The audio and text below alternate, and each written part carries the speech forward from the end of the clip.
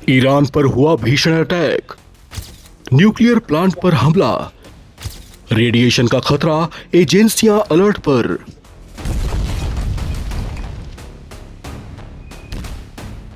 Iran पर खतरा बढ़ता जा रहा है।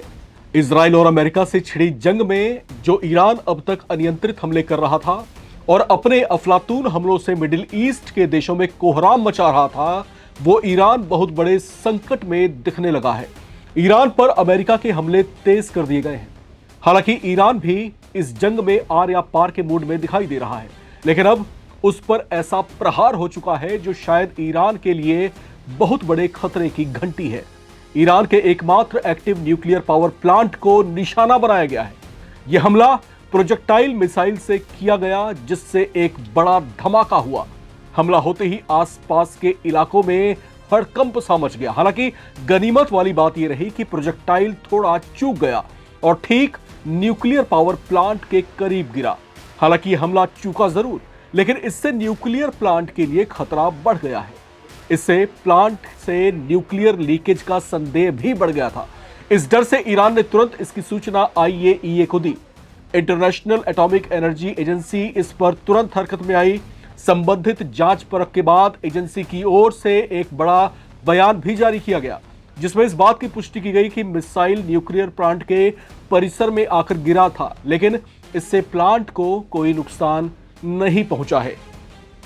अब इस संवेदनशील घटना पर IAEA के प्रमुख राफेल ग्रोसी ने जंग में शामिल सभी देशों से अपील की है कि इस तरह के हमले भविष्य में गंभीर परिणाम वाले हो सकते हैं।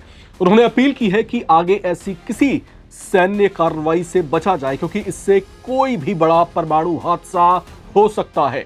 इस हमले के बाद ईरान की एटॉमिक एनर्जी एजेंसी ने भी इस बात की पुष्टि की है कि रिएक्टर के संवेदनशील हिस्सों को कोई नुकसान नहीं पहुंचा है। ऐसे में रेडिएशन का खतरा फिलहाल टल चुका है। अब यह हमला ऐसे वक्त में हुआ है जब ईरान के साथ अमेरिका और इजराइल के बीच जंग तीसरे हफ्ते में पहुंच चुकी है। इस वजह से परमाणु सुरक्षा को लेकर चिंताएं और बढ़ गई हैं। लिहाजा यहां पर जिस तरह का गतिरोध बढ़ा हुआ है, वो कहीं ना कहीं इस बात की तरफ इशारा कर रहा है कि ये जंग अब एक खतरनाक मोड़ पर पहुंचने वाली है।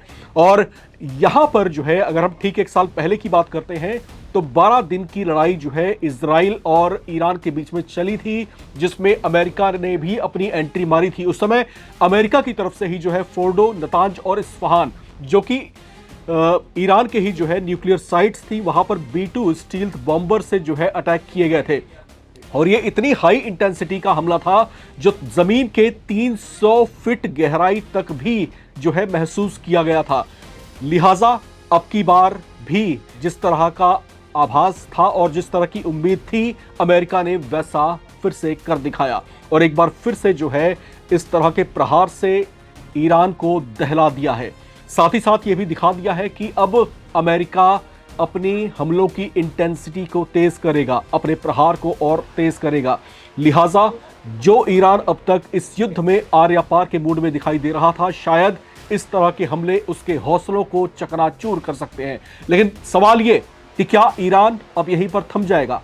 क्या ईरान अपने हमलों को नियंत्रित करेगा? क्या ईरान अब तक जिस तरीके से अनियंत्रित और अफलातून हमले कर रहा था मिडिल ईस्ट के तमाम देशों पर, क्या अब उसमें इस बात का खौफ नजर आएगा कि अब जो है कोई भी बड़ा हमला उसकी अपनी कब्र में आखिरी कील साबित हो सकती है? क्योंकि अमेरिका ने कहीं ना कहीं अब दिखाना शुरू कर दिया है कि अब ईरान की तरफ से कोई हमला बर्दाश्त नहीं किया जाएगा, खास तौर से मिडिल ईस्ट के उन देशों में जहां जहां पर भी अमेरिकी सैन्य अड्डे मौजूद हैं। क्योंकि इस पूरे वाकई में जो एक फजीहत वाली स्थिति है वो अमेरिका के राष्ट्रपति डोनाल्ड ट्रंप की है। डोनाल्ड ट्रंप की आलोचना उनके अपने देश में हो रही है। ये कहा जाने लगा है कि जिस युद्ध से बचा जा सकता था, अमेरिका ने जानबूझ करके वो मुसीबत अपने सिर पर पलट ली है और इसका एक तरफा गुनहगार बताया जा रहा है डोनाल्ड ट्रंप को। और साथ ही साथ ये भी कहा जा रहा है कि डोनाल्ड ट्रंप इस पूरे मसले को बातचीत के जरिए सुलझा सकते थे, क्योंकि जो विदेश मंत्री हैं ईरान के अब्बास अराक्ची, उनकी तरफ से एक बड़ा स्टेटमेंट आया था, उसको मैं यहां पर हाईलाइट करना चाहता हूं। उन्होंने ये कहा था अपने बयान में कि हम जो है अपने जो हमारा जो न्यूक्लियर जो है उसकी क्षमता को हम थोड़ा सा घटाएंगे, उसको हम कम कर लेंगे। जब ईरान इस तरह की भी कमिटमेंट कर चुका था तो आखिर ईरान पर इतने बड़े हमले की आखिर जरूरत ही क्या थी? क्या यह हमला किसी और उद्देश्य से था? इसके पीछे कुछ और कहानी चल रही थी?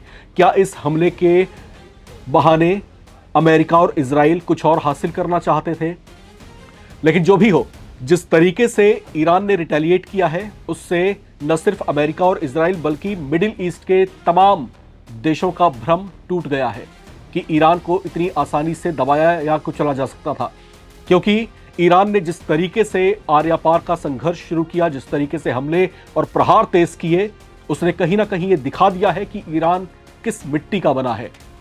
बहरहाल ये हालात बेहद गंभीर दिखाई दे रहे हैं, बेहद गंभीर स्थितियों की तरफ आगे बढ़ सकते हैं अगर इसको अभी नहीं सुलझाया गया, क्योंकि इसका प्रभाव न सिर्फ मिडिल ईस्ट में बल्कि अब आहिस्ता आहिस्ता दुनिया के बाकी और मुल्कों में भी दिखाई देने लगा है, जहां पर जो देश मिडिल ईस्ट के देशों पर कच्चे तेल और गैस के लिए आश्रित हैं।